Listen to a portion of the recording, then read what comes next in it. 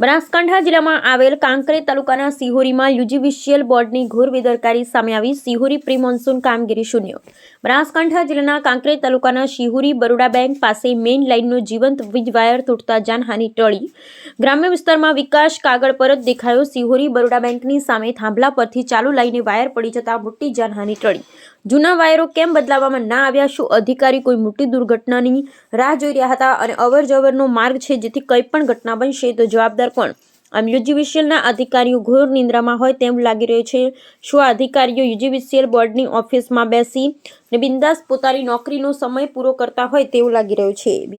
પ્રકાશભાઈ પ્રજાપતિ, સિહોરી રહેવાસી. બરોડા બેંક સામે વાયર ચાલુ તૂટી જવાથી લોકો આજે રજા હતી, નકર બહુ નુકસાન થોત. બેકારી આટલી બોર્ડની ખૂબ.